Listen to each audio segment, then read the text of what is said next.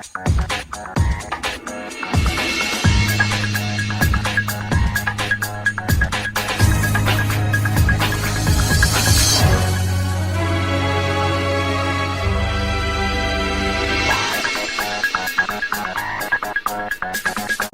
up, everyone? It's the Ghost from Ghost Corp Joe here today, and today I'm here with our OTS Championship champion, who actually won with. What did you play today, actually? I played Lich, man. Oh, Lich Dogmatica.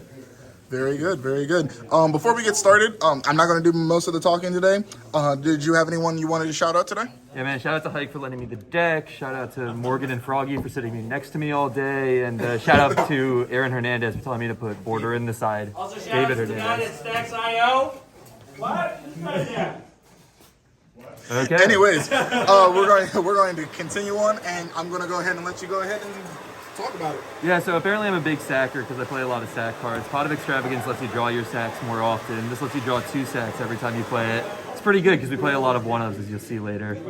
Standard Lich stuff here: 2 Eld, 3 Elixir, 3 Conch, 2 Huck.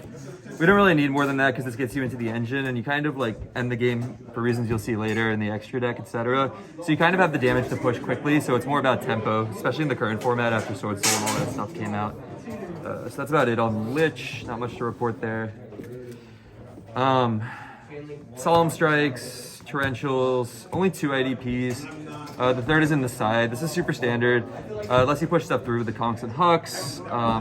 You can use the Torrentials on your opponent's turn, back it up with Solemn Strike. Going second, so you actually have going second plays. Outside of that, these traps are all just like insane 2-for-1s. This takes out graveyard value, obviously. This card's just wild. Yeah, I don't know, not much to say. I think this is pretty standard for Lich lists. Up next, we have the Dogmatica Engine. So for our Dogmatica Engine, we're playing 1 Ecclesia, 3 Servant to search it, and 3 Dogmatica to get it. Yeah, there's a lot of like value in the extra deck around the Dogmatica package, but specifically you'll use this normal summon or special summon a lot to either send Ignister or Fossil Bone Warrior featured in the side to kind of hold value using Servant, and then you go back into Dogmatica, Entis on their turn. That's really busted. You kind of got to get this down and get it into grave effectively. It's really important to keep this around because otherwise your servants are dead. Outside of that, not much to report on Dogmatica package. Then we have the really interesting part. I'm playing Lord of the Heavenly Prison main deck. This card's freaking busted. People are doing all sorts of insane side deck stuff right now. Like in the main decks, people are playing like, I don't know, like Lightning Storms and crap around here, man. I don't even know what's going on. This card just hoses all that. You put this down and they're like, oh, I guess my Twin Twisters is dead, and that's really awkward. And this card also has a really sick effect. It basically plays through skill drain and lets you tutor any target in your deck. Normally you just go get Extrav and draw 2. And drawing 2 is really good. I don't know if you guys have played, but if you haven't, then we play a bunch of 1-of targets, which are just disgusting. So Harpy's Feather Duster, really good card. Card of Demise, situational, but so worth it. This deck can pull it off. It's a little bit clunky. I was playing 3 of these, but went down to 2, specifically because of the Card of Demise conflict. That being said, I mean, Card of Demise is just so good. Drawing 3 just like wins in situations where nothing else will win, so we do it. I'm back and forth on this 1 Elixir. I'm not sure if it's good or not. I kind of just included it here as a 1-of. However, it's good because it gets you into engine faster. Sometimes it comes up that you need to get to both your liches at once, but it's a really bad card.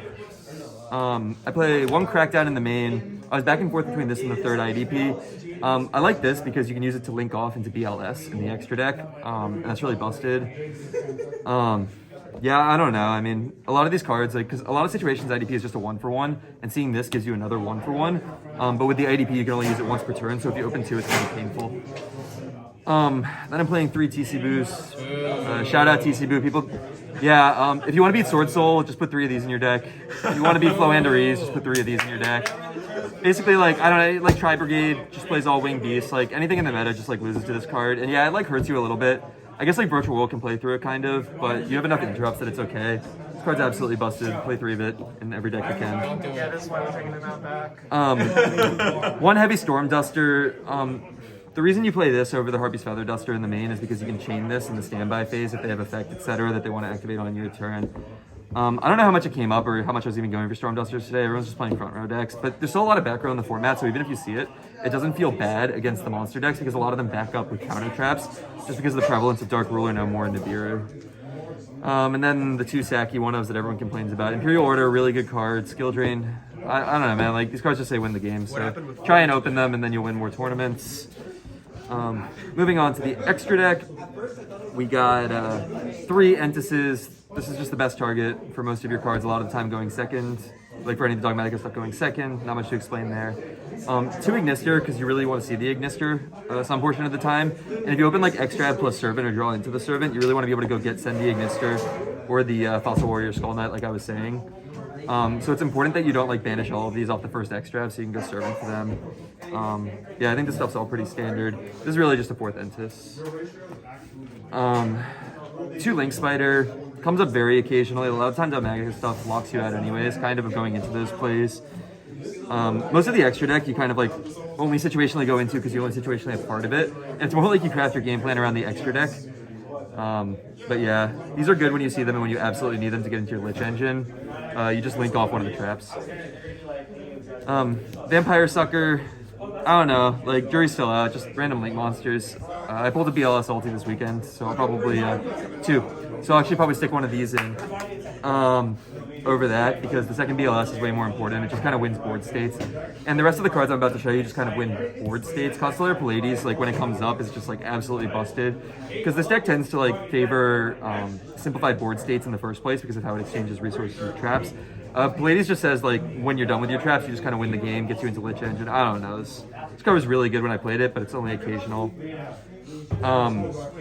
So this card is really cool. You play 3 of these because you go in with Rock, and you go Rock Lich, and then you overlay into this. You send for 2,000, and then you like pop a spell and resummon the Lich, and then you just have game on board.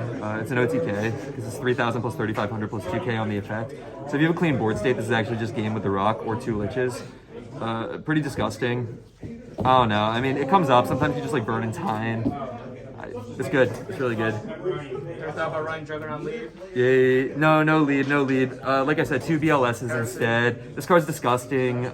Once again, simplified board states. Like if you have a BLS down, your opponent is just like freaking outed because you're just like swinging at them and hitting them. He hits pretty hard. He banishes stuff. This card's ridiculous. And then for side deck, yeah, we got 3 borders. This is another card that says you can't play the game. These cards seem really good right now because people like playing the game. I wasn't gonna play these. What was I originally playing over these? I was playing like, ooh man, this is gonna kill me. I think I was just playing like more like good stuff trap cards like Raigeki and one-ups kind of, but they just weren't coming up. And this card I boarded in just so much all day. 3 Judgments. This is your best going first card, and sometimes going second, you can board 1 in, and then tutor it off the rock, go for game. Besides that, not much to say.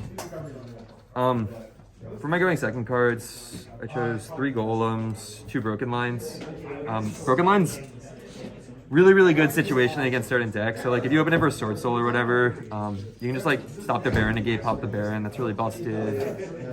You can line it up against their spells and traps because people don't play around this card enough, I guess. I'm very crazy about it. It's kind of OCD. Lava Golem breaks a lot of decks boards right now. You can't really be playing Raw because a lot of decks just end on 2. So Sphere Mode's just not doing the thing. Golem does it really well.